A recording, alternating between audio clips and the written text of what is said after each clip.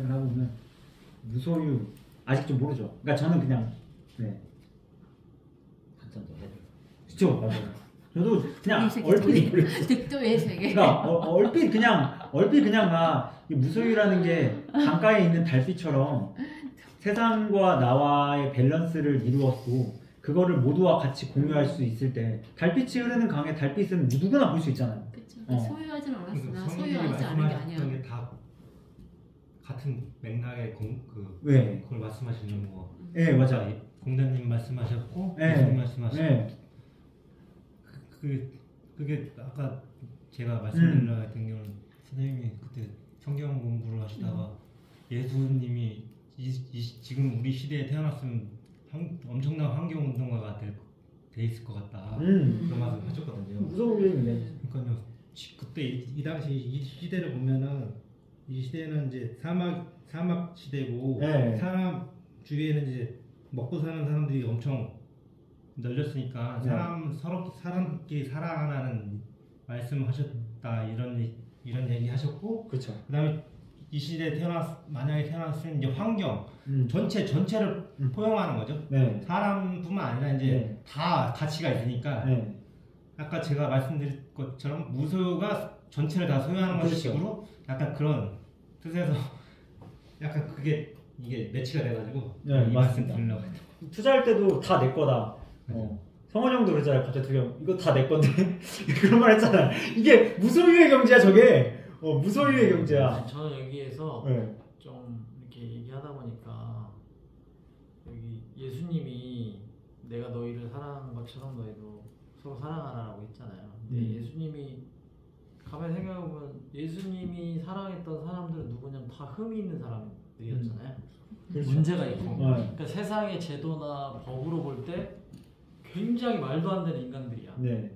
근데 예수님이 그런 사람들을 규정짓지 않고 다 열어뒀기 때문에 그 사람들을 다 받아들일 수 있었잖아요. 근데 반면에 서기관과 바리새인들 그런 사람들은 항상 규정하고 어떤 도덕적인 잣대를 법을 들이대 세상의 법을 들이대서 그걸로 이제 옳고 그름을 판단했다면 사실 우리의 어떤 의식도 지금까지 대중교육을 통해서 도덕적인 기준과 잣대와 어떤 이미지적인 기준으로 했을 때 그 규정에 들어오면 아 좋아 아니면 아니야 라고 했지만 이 예수님의 마음 공자님의 마음도 어땠냐면 지위고하를 막론하고 남녀노소를 불문하고 그 어떤 것도 다 받아들일 수 있는 그런 마음. 그러니까 내가 너에게 했던 거는 다른 게 아니라 규정 짓지 말고 항상 열어두고 그렇게 그 변화를 받아들일 그런 마음을 그렇게 하다 보니까 그 누구도 다 소화할 수 있는 그게 결국에는 서기관과 바리새인 그 세상의 법을 막 쥐락펴락하는 그런 사람들도 그 앞에서 무릎 꿇을 수밖에 없는 그런 존재가 돼버리잖아요. 그리고 이 사랑이란 말이 저는 또 그 말이 생각났어요. 왜 사랑하지 못하냐? 왜 싸우냐? 자기 오름이 있고 이익이 있잖아요. 그걸 생각하는 동안에는 항상 다툼이 일어나고 싸울 수밖에 없잖아요. 근데 이제 사랑할 수 있는 인간 누구냐? 겸손한 사람이 사랑할 수 있는 거 아닌가? 그러니까 내가 어떤 나라는 사람이 참 부족하구나. 내가 지금까지 살아온 것도 나로 말미암은 게 아니구나. 이렇게 공부를 하면서도 이제 다양한 사람들을 만나면서 야 이렇게 다양한 것들이 있고 다양한 생각들이 있는 내가 굉장히 내 우물 안에서 되게 잘났다고 착각하면서 살아온 사람은 지금도 그렇게 살아갈 수도 있잖아요 우리가. 그러니까 그런 사람은 절대 사랑할 수 없는 거죠. 왜? 자기가 다른 사람들 뛰어나고 잘나야 되기 때문에. 근데 이제 예수님은 어떤 마음이었냐? 진짜 죄인도 진짜 흠이 많은 사람도 문제가 있는 사람도 자기하고 그냥 너하고 나하고 다 할 게 없어 하고 그 사람을 인정해주고 받아주고 품어줬다는 거예요. 그러니까 공자도 마찬가지로 공자가 무엇을 봤냐? 그 사람이 어떤 뛰어난 무언가를 본 게 아니라 그런 거 전혀 구분하지 않고 경계를 두지 않고 누가 오든지 간에 자기가 똑같이 그러면서 그 사람들과 함께 이렇게 만들어갔다는 거예요. 그러니까 여기서 보면 가능하면 이제 삶이 극단으로 치우치지 않게 살아가고 가능하면 이익보다 조화를 따르는 삶. 그게 다른 게 아니라 자기를 알아가는 삶인 거죠. 자기가 어떤 사람인지.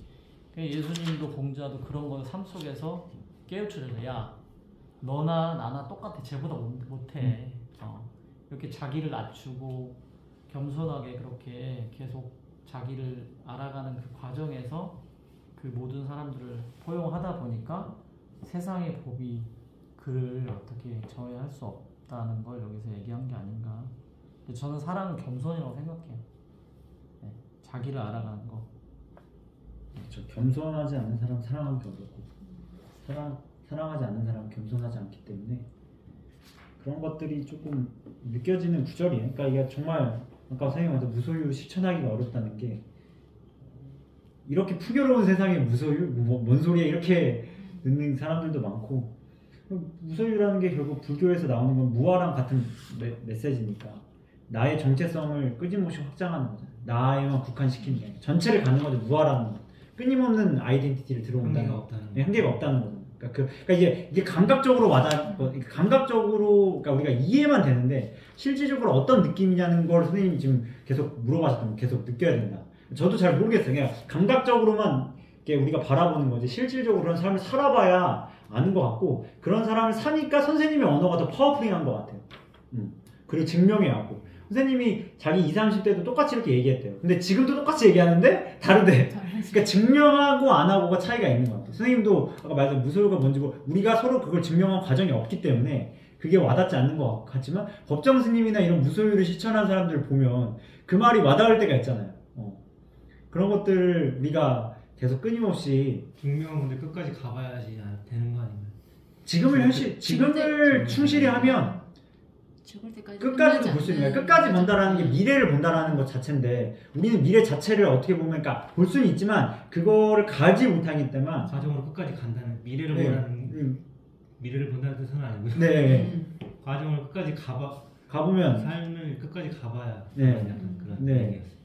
그러니까 맞아요. 그래서 그런 부분들을 우리가 계속 지속적으로 공부해 가다 보면은 결국 우리의 의지가 이게 쌓여가면 도달할 수 있다고 생각해요. 이게 오만한 게 아니라 도달한다는 생각을 하고 저는 해야 그게 진짜 학자라고 생각하고 예술도 그런 마인드를 했을 거라고 생각을 해요. 그런 자신감이 있으니까 이런 언어를 했겠죠.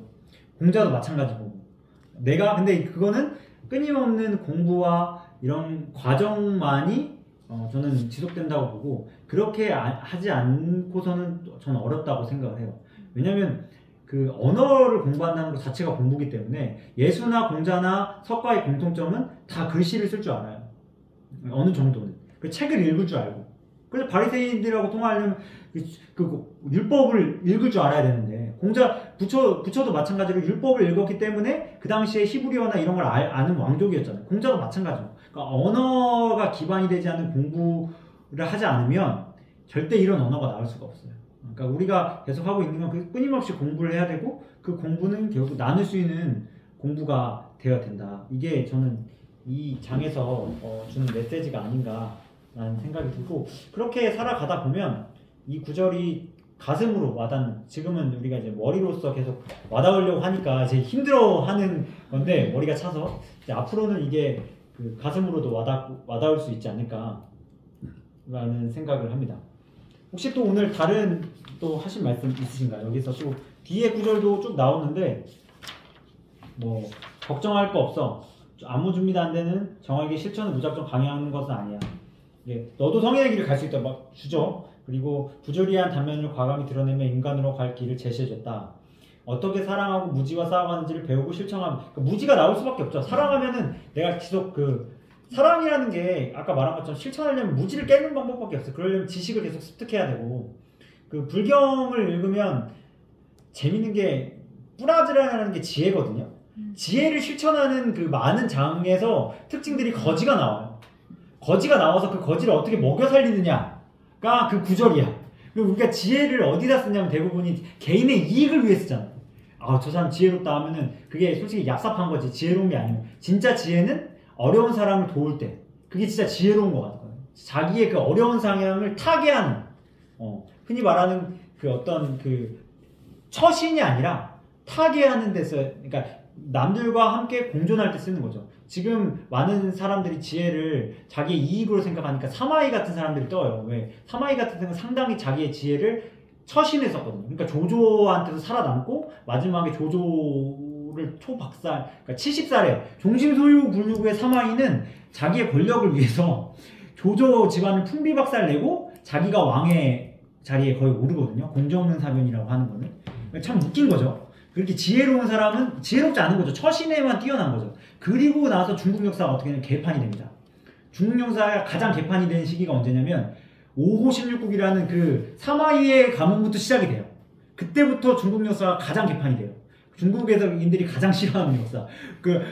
중국 5호 오랑캐 5명이 내려와서 16개 나누는 역사. 즉 뭐예요? 처신을 위해서 자기 지혜를 세운 사마이가 요즘 세상을 끈다라는 건 뭐냐면 이익을 위해서 자기의 머리를 쓴다는 거예요. 지금 세상은.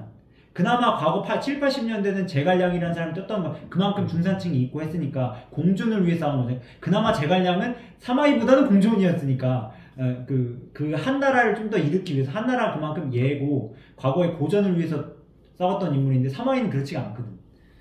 그러니까 그런 것들을 지금 시대의 운명에서 볼 때 우리가 진정한 고전을 배우면서 그러니까 지식을 남과 공유할 수 있는 삶을 사는 것이 진정한 그 고전을 배운 학도의 자세다.